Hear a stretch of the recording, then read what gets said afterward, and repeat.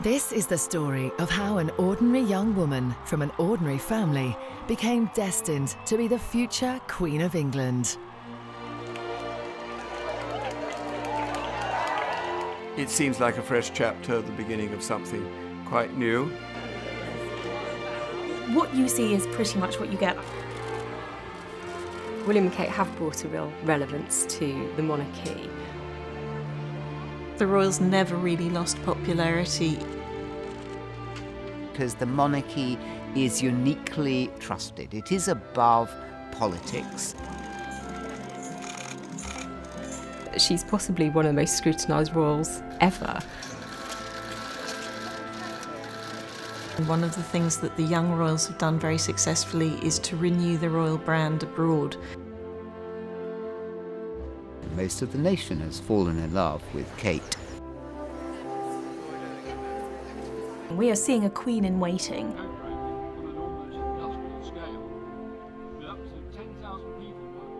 Well, in terms of the Duchess of Cambridge, what you see is pretty much what you get. I've met Kate now on quite a few occasions. She's very kind, she's very thoughtful, she's very easy to get along with. I think she's been very well brought up. She comes from a lovely family. She's got 2 feet firmly on the ground, and the people who know her well are very loyal to her, and they love her. In one sense, Will and Kate marrying, it seems like a fresh chapter, the beginning of something quite new. And if you go back to when the present Queen married Prince Philip in November 1947, at that time it was thought to be a new beginning. And then later on people said, what happens when they get old? We'll get bored with them. We don't want them anymore. And particularly with the present Queen, who's now the longest reigning monarch in British history.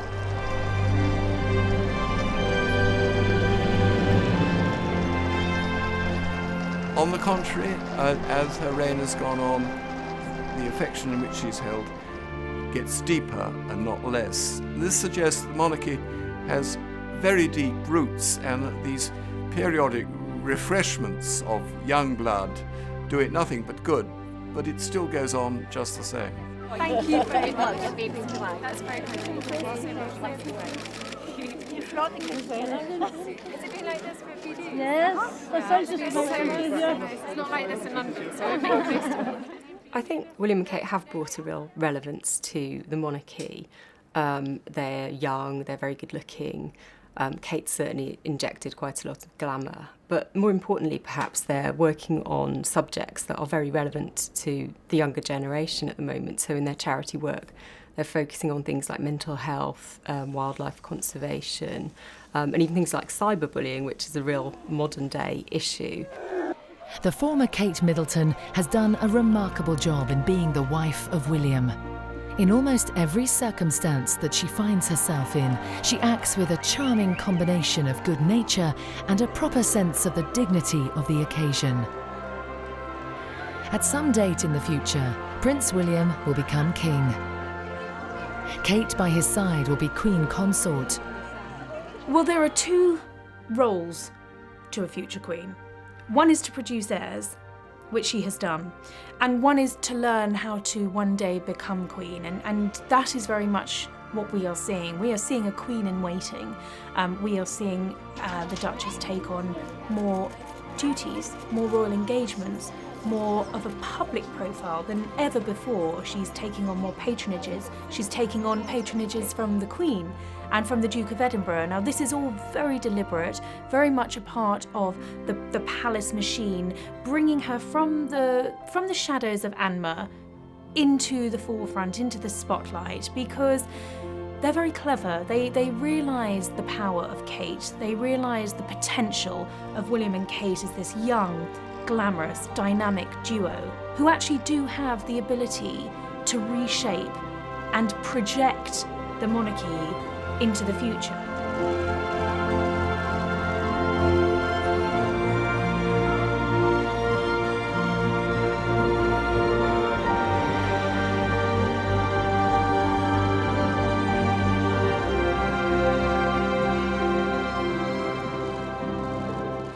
If you had asked me in the 1990s what I saw the future for the royal family as being, I would then have shared the pessimism about its longevity.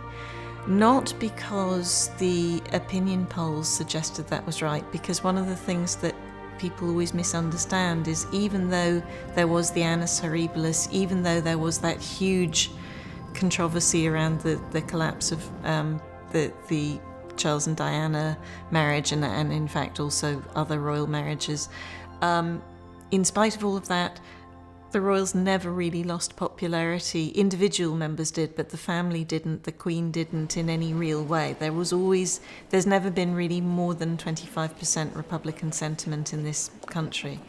However, I would at that point have thought that the way in which the modern world was developing mitigated against a monarchy continuing well into the 21st century, because we seemed to be entering a society that was more egalitarian and had more faith in the transformational effects of politics and was somehow kind of moving into a joyous modernity.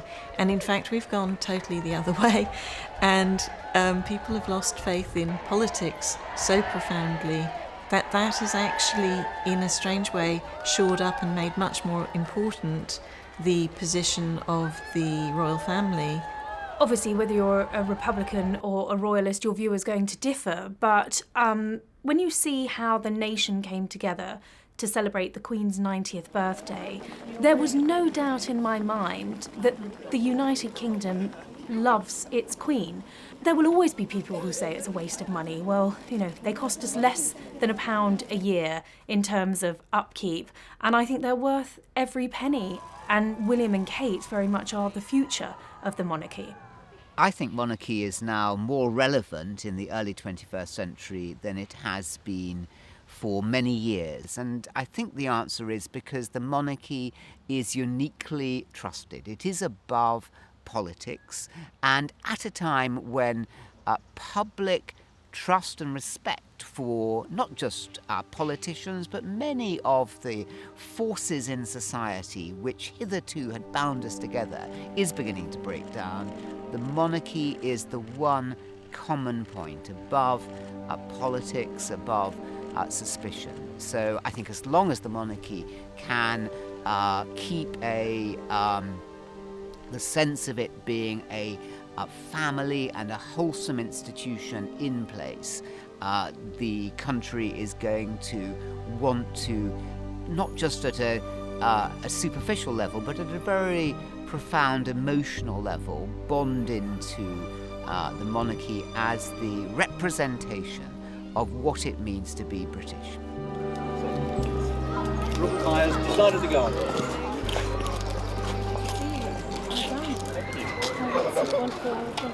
Yes, and it's lovely to see children. And it's so Yeah. So and have you got children yourself? I've got 3 boys actually who've seen it today for the first time, but they're very excited. How old are they? Well, they're a little bit. They were about the right age when we started the project. Now they're teenagers, hulking teenagers. So you had them in mind. Exactly, testing it out on the computer. Well, I think that Kate's family background has been very helpful to the image of the monarchy and to William and Kate. It's that happy family, that, everybody getting along well, being supportive of each other, which the Middletons are.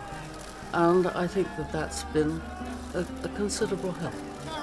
The fact that she's young and she's known only the years of peace and relative prosperity might suggest that, she hasn't got that kind of experience of life.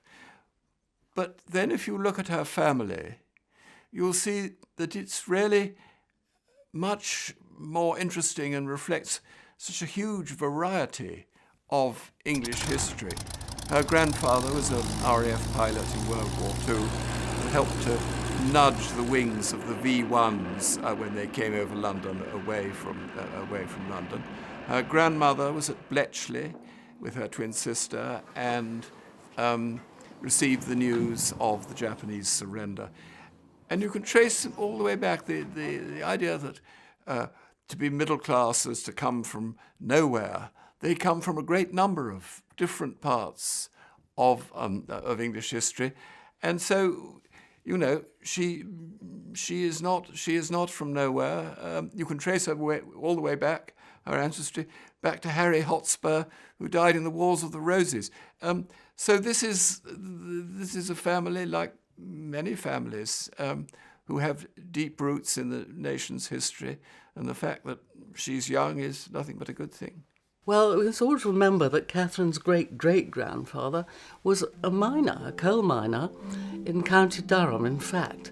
He worked in a mine beneath Queen Elizabeth, the Queen Mother's estate in County Durham. It's rather a romantic connection there.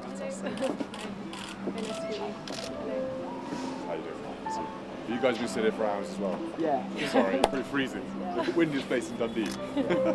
How long have you been looking at school? 5 years now. Yeah. It's quite something to think that they had to climb all the way up to the top all the time. Well, they only lost one seaman on the first expedition, and he was in the crow's nest and fell from it.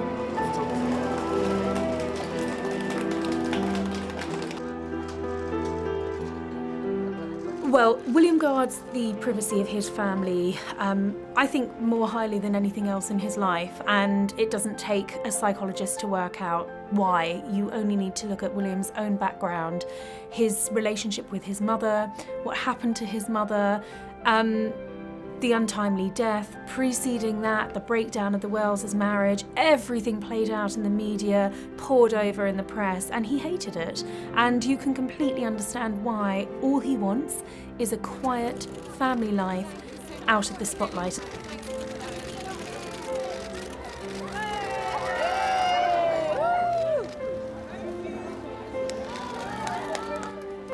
I think the palace take a great deal of care of William and Kate, and I don't think they make them do too much or take them away from their children too much. I think that they have a really, modern, sympathetic view of that.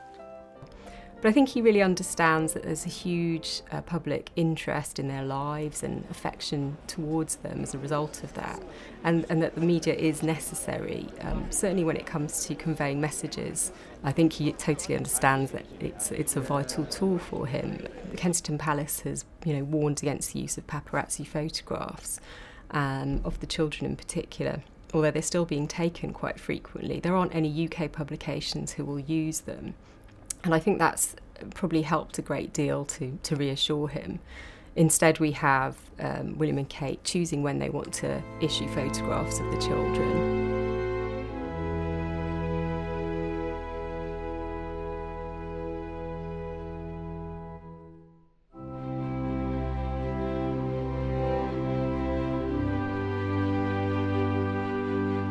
They have taken George on a public engagement in the UK for the first time.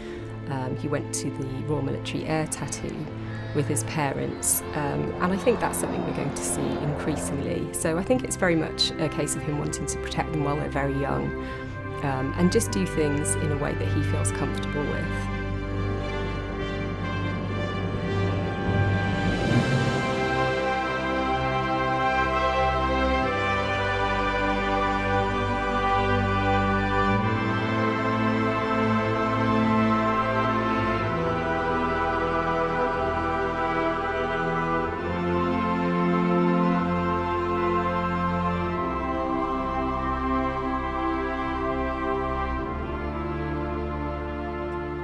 One of the very first things I noticed about Kate was the way in which she is not like the mother-in-law she never met. And I think that will actually help her a lot, both in her sort of non-role as queen in waiting and eventually as queen. She is extraordinarily self-possessed, somebody who's very comfortable in who she is and very self-assured, which just with that level of attention she gets is incredibly important. So I think that self-possession, that self-confidence, that sense of who she is will be extraordinarily useful. When I first visited the hospice in Milton, I had a preconceived idea as to what to expect. Far from being a clinical, depressing place for sick children, it was a home. Most importantly, it was a family home. A happy place of stability, support and care. It was a place of fun. I see Kate's confidence increasing as she gains an experience over the years. She's going to be speaking more in public. She's in a difficult situation because I think she's not always able to be completely spontaneous in front of the cameras, and you have to remember that she's possibly one of the most scrutinised royals ever because of the rise of smartphones and social media. Any tiny slip-up or mistake she might make could go viral within seconds. And she must be really conscious of that, which must be a challenge. But when you see her interacting and engaging with people up close, you know, you really get a sense of warmth and of genuine interest. She's someone who does a lot of research. She reads up on everything to do with the charities she's visiting. And I think to the people she's engaging with, that must really come across well.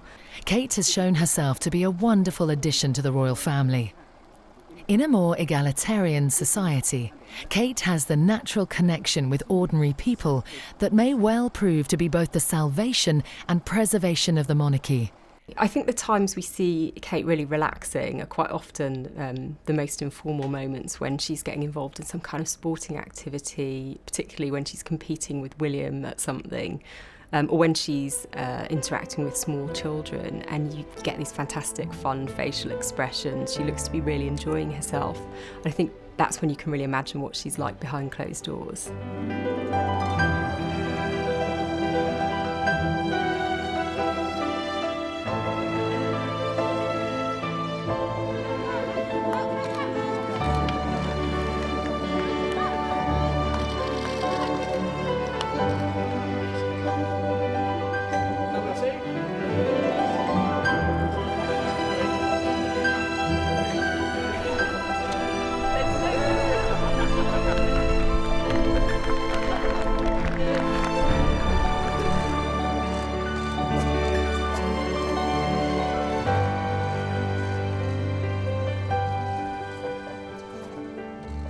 The idea that Kate will drift away from her family into an exclusively royal life seems to me to misunderstand what's happened. What's happened is a permanent removal of the old barriers and if you like, a domestication of the idea of royalty, and that she will be able to bask happily amongst her family for the rest of her days. And so to that extent, we have moved into a much less magical era of monarchy, one in which they seem to be much more people like us leading lives like us, though of course they don't lead lives exactly like us. I think far from this being something which will weaken the hold of the monarchy upon the public imagination, I should have thought it would strengthen it.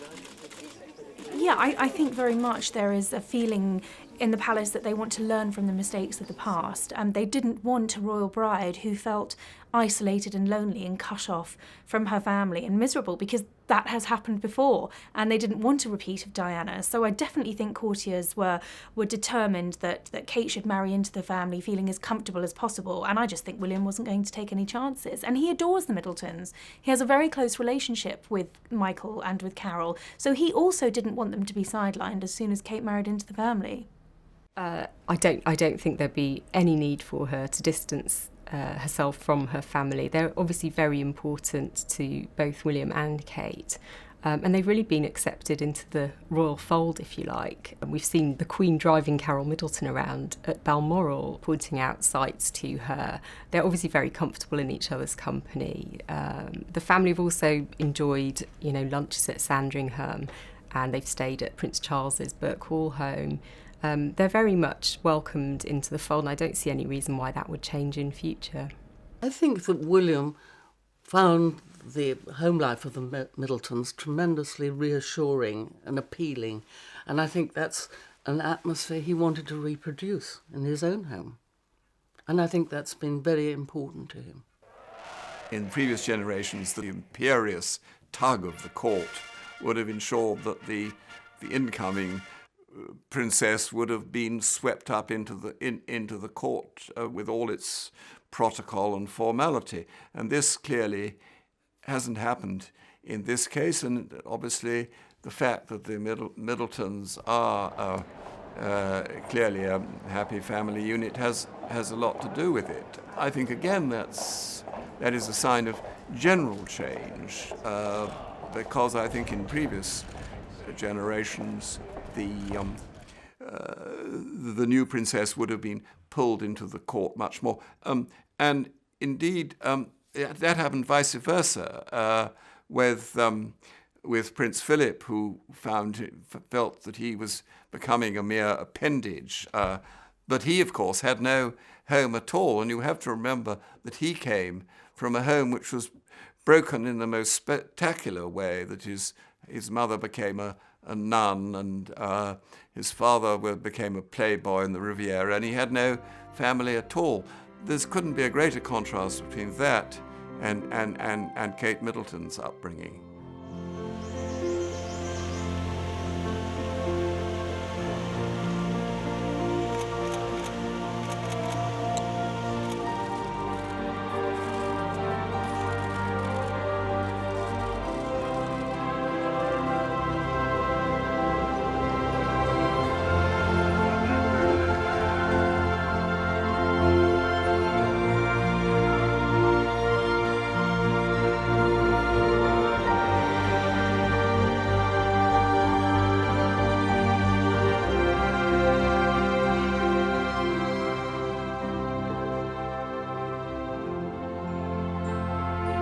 Kate has provided William with a stable family life, one that he himself never had, and one that he values enormously. Much as he loved his mother Diana, and much as he still loves his father Prince Charles, William never knew the simple pleasures of a warm, settled and happy family life. I think that Kate's influence on William has been very, very important. I think that he was quite seriously affected by the bad relationship of his parents. And I think that Kate has strengthened him. Harry, of course, bounces along anyway, but I think William was more sensitive and more affected by, say, the suffering of his mother. And I think that Kate has provided the necessary, stability for him. When I was growing up, I was very lucky. My family was the most important thing to me. They provided me with somewhere safe to grow and learn. And I know I was fortunate not to have been confronted by serious adversity at a young age. For some children, maybe there are some here today, I know that life can sometimes feel difficult and full of challenges. I think that every child should have people around them to show them love and to show them kindness and nurture them as they grow.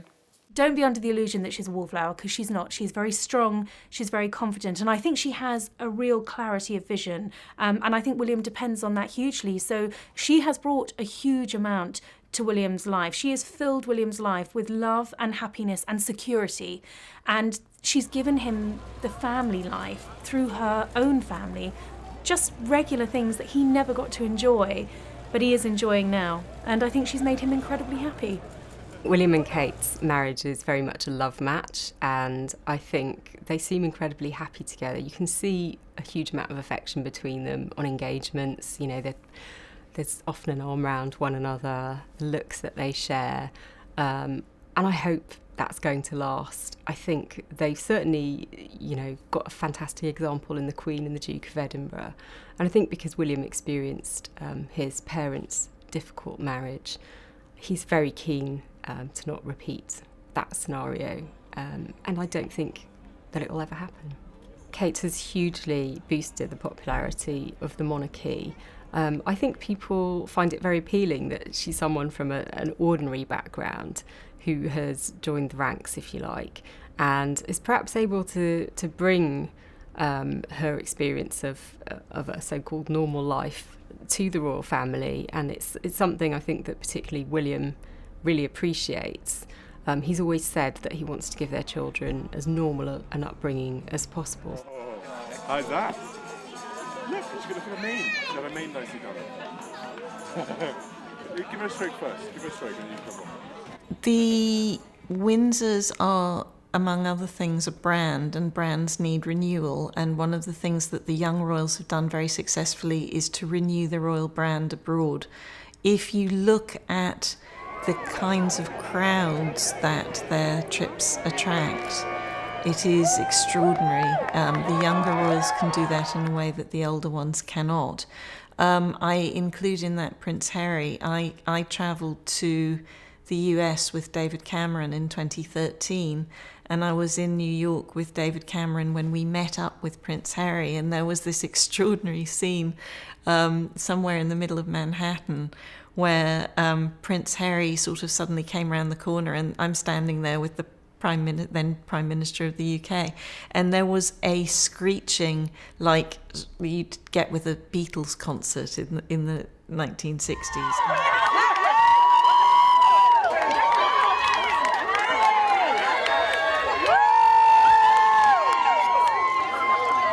And the thing about that is that sort of rock star appeal that the younger ones have. It's incredibly detached from who they are as people, but it is also incredibly potent, and you see it in the level of coverage they get, not just the crowds they attract, but the amount of column inches. So yes, clearly that has an impact on the brand, and in the sense that the brand is most closely identified with Britain.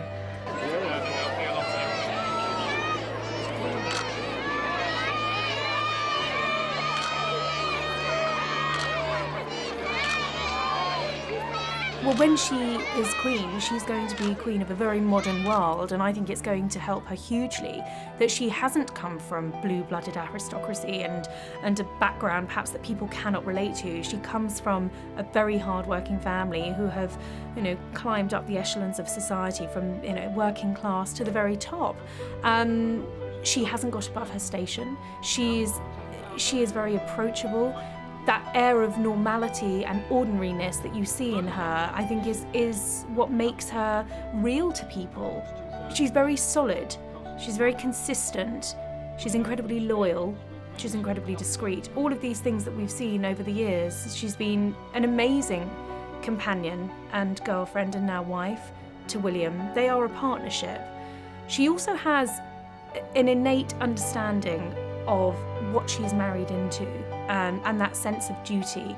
But I suspect that those 10 years of dating Prince William were probably enough to make her realise exactly what life was going to consist of.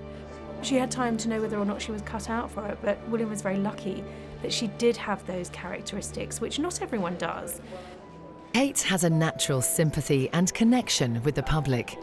It is unusual for someone so young to possess so many qualities that combine charm with graciousness.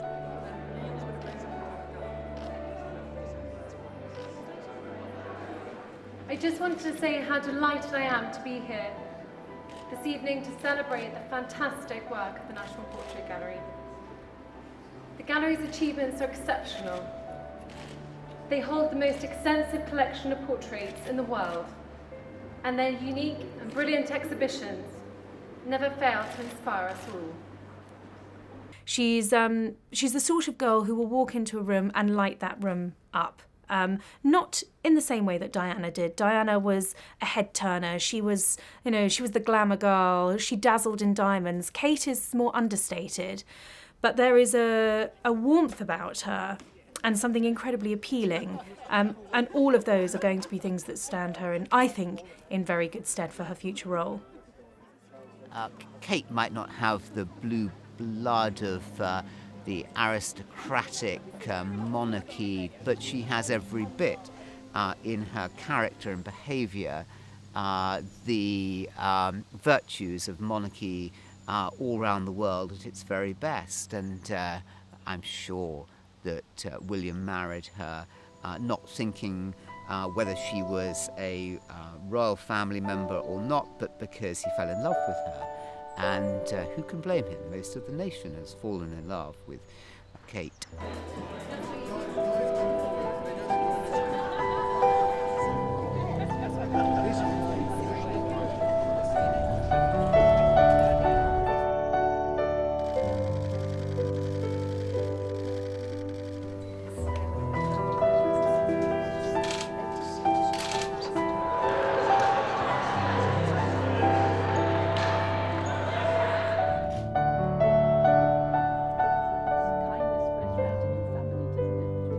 I don't think that there's anything at this stage that I could teach Kate about being a member of the royal family, because she clearly took to it very quickly, but she also had this very interesting period in her relationship with the prince where they split up and then got back together again, which was very clearly a testing period, a proving period, something where she'd already been through the baptism of fire in terms of what it meant for destroying any chance of a private life she would ever have. And she went into it in that sense with her eyes open. The one thing I suppose she may not have known, and will now know very well, is just how peculiar royal life is. It is the strangest place that I have ever spent time in the palaces. Just that sense of never ever really being alone. And the palaces are sort of strange old buildings that are all about actually being built for show, for people to look inwards. And so they're really not about comfort, they're really not about family life. So by now she knows that. By now she knows the peculiarities of the etiquette. The young royals have dispensed with some of it in a way that Prince Charles, for example, has not. He still insists that not only that his staff call him sir and curtsy or bow, but actually many of his friends do. I think that what William saw in Kate was a woman who would never leave him, and that she had that sense of faithfulness to him which would endure all their lives. And given his own experience of his parents' turbulent marriage, I think something deep inside him was calling him and saying, I don't want that for my marriage. I want to be with somebody who I can be together with when I'm 90. I think the monarchy has changed a great deal in the last century. I think since World War II particularly, the private secretaries in the palace, they have a big sense of PR nowadays, which they certainly didn't. I remember the Queen, she had a press secretary who said to a group of American journalists, I'm not what you journalists would call a public relations man. That was the press secretary speaking. So there was that mentality, very sort of built-in mentality at the palace, not necessarily by the Queen herself. But that has changed a great deal, particularly after the annus horribilis, when Diana died. I think that gave the system a big shock. And I think that it shook them into a more modern approach.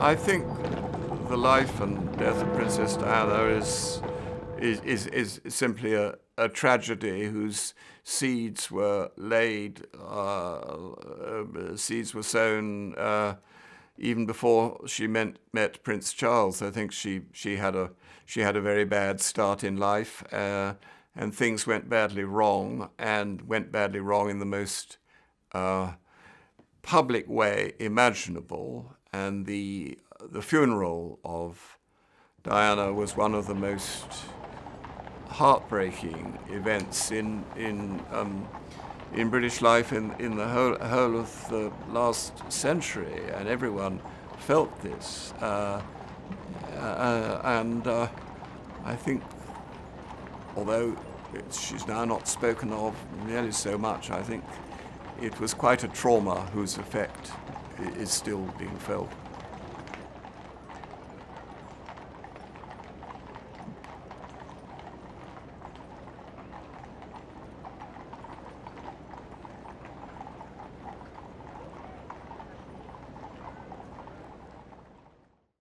William and Kate, I think, have inherited an interest, a passion from Charles of being extraordinarily interested in the least well-off, the least financially prosperous, but also those who are suffering.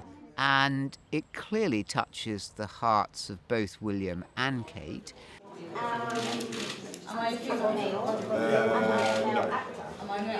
Yes.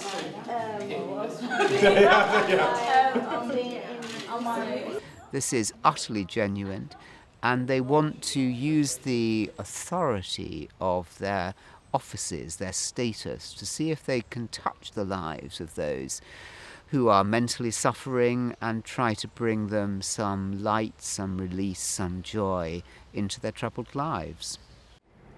Catherine, Harry and I have decided that we can use our positions to make a difference on the subject of mental health. It should not be a taboo subject in the year 2016. The Heads Together campaign is all about getting people talking about the hard times that many of us will face and have faced in our lives. Tonight, we're celebrating a truly remarkable work taking place across Place to Be schools in support of children's mental health. Without many of the inspiring people gathered here this evening, countless of children would not receive the transformational support in their schools. It is because of so many of you here tonight that in their time of need, children have the help, care and attention that will get them through the tough times in their lives. I think it's really quite a brave move. These are subjects that traditionally have been fairly taboo. They're talking about really difficult things such as suicide and addiction, bullying, and I think it's really been very important to bring it out to the fore and get people talking about it. And you can see the genuine concern. We had an incident recently where Prince William comforted a young man who had lost his mother recently, and obviously you could see that his empathy is genuine. He's been through the same thing. But that's an incredibly powerful thing to be able to do, to go and bring their own experience and share it with others, and let them know that it is okay to talk about these things.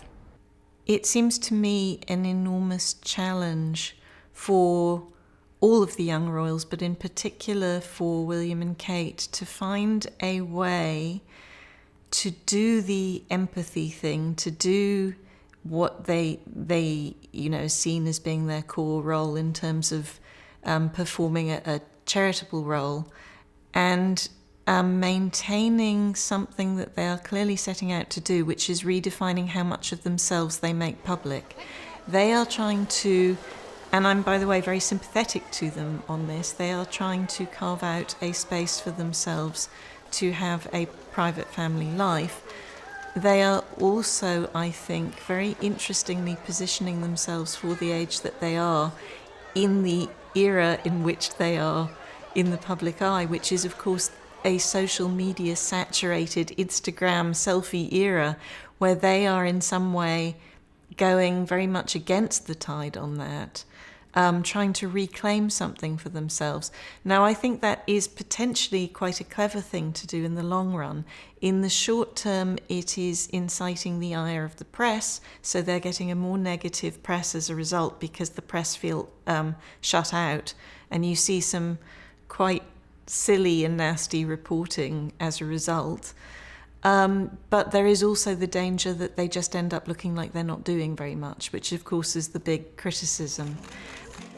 There's absolutely, it has been the case that William and Kate have been given some breathing space and some time out to enjoy being married, to have children. And I think that does come down from experience. I mean, Charles and Diana were thrown into the thrust of royal life. You know, weeks after their wedding, they were touring around the world, Diana became an international celebrity overnight, totally eclipsed Charles. No one wants to see history repeating itself in that respect. And so what you have seen is a far more controlled release of William and Kate into the public domain. It hasn't just been an explosion. You know, after the royal wedding, they went to Canada and then things settled down. So there are tours and there are engagements. All over the world, the visits of Kate and Prince William have led to a renewed enthusiasm for the royal presence abroad. Heads of state are pleased to welcome the royal couple everywhere, and audiences are clearly charmed by Kate.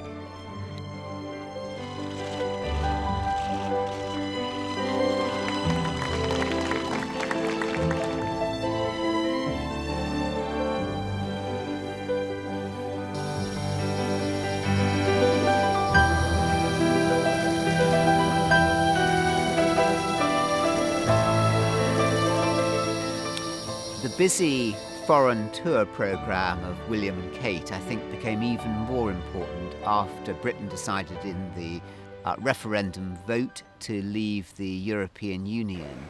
And what better emblem, rather than the Prime Minister of the day, the come-and-go Prime Ministers who pitch up, but are little known by the public in these far-off lands, but the images of Kate and William are known every bit across the world, so they have an extraordinarily valuable role to play in ensuring that the future of Britain in the uncertain world into which we're going to be going will be as good, as strong and as high as possible.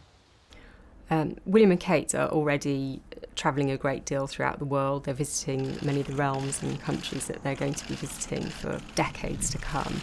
And their visits are enormously popular.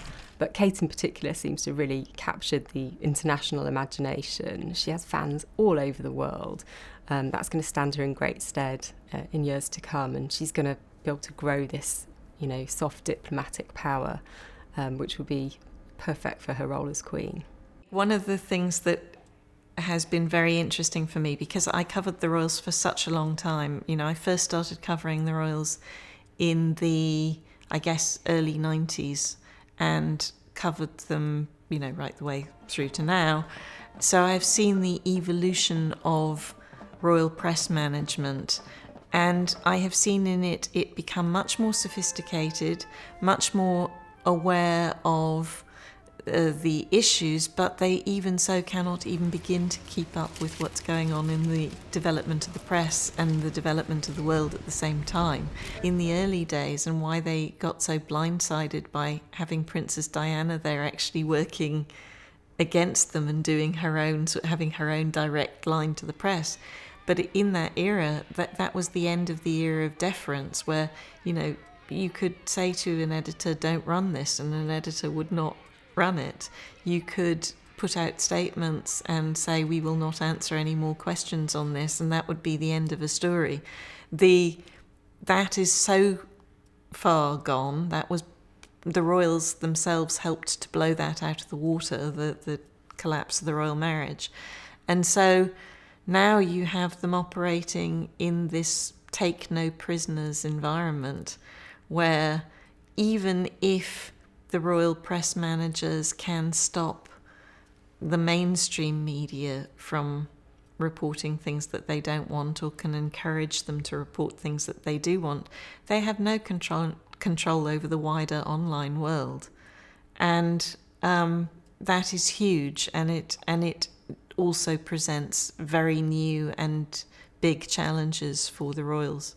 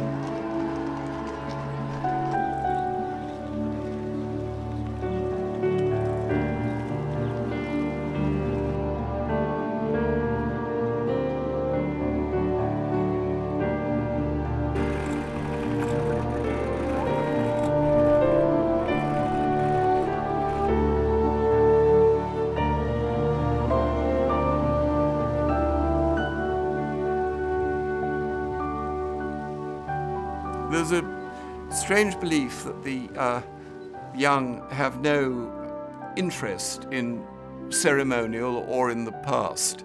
And I've lost count of the times in which people have said, oh, let's stop doing this commemoration, the Remembrance Day or whatever it is, because it won't appeal to the young.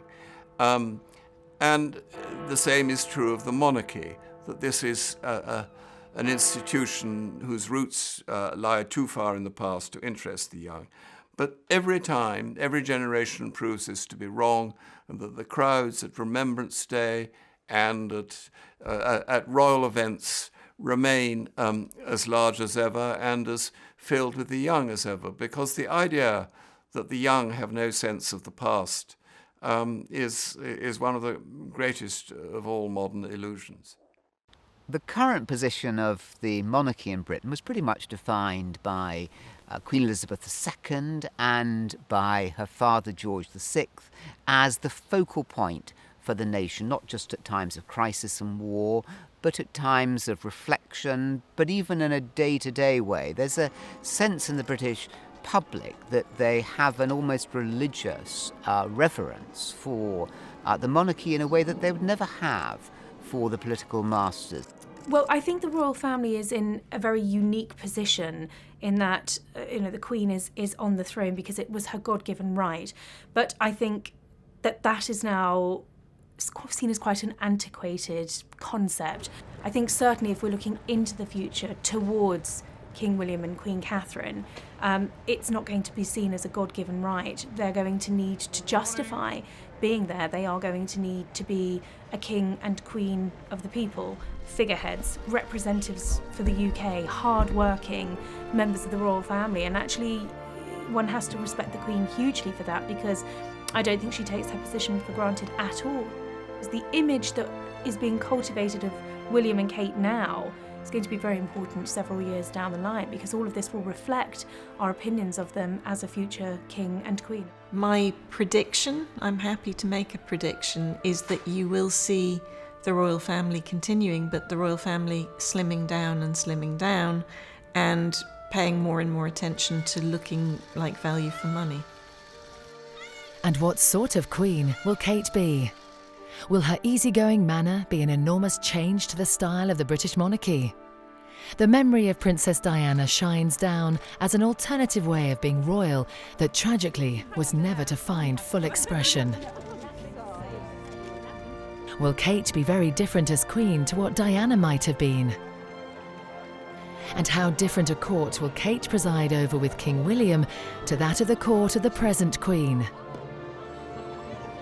Kate has that rare ability, possessed by very few people, of being able to talk to, speak to, relate to those of utterly different ages, backgrounds, ethnicities. It's a magical talent that is infinitely precious, really. And you either have it, I think, in life, or you don't. Most people don't. Kate does. It's impossible to tell what sort of queen she'd be like. We can only observe what we see and read. But she seems to be a rather modest, cautious sort of person who's unlikely to endanger the monarchy, and I should have thought she would be a kind of reassuring presence, but who knows what the future will bring. Oh, I think Kate will make a dignified queen. It's very hard to imagine her sort of emerging in a sort of social activist role like her father-in-law or anything like that. I think, in terms of what people expect of a queen, as the current queen has defined it, she'll be quite close to that same model. I think Kate's going to make a fantastic queen. I think she is hugely interested in the causes that she supports, and I can imagine her giving that level of commitment to the role in future. She's got great diplomatic power. She's hugely admired across the world. Well, when Kate does become queen, she will have had decades of experience within the royal family. So the fact that she wasn't born blue-blooded will not matter at all. In fact, it will be that stands her in the best possible stead. She will have the advantages of both worlds, that experience of royalty and having been born an ordinary girl from the home counties. It's a perfect combination.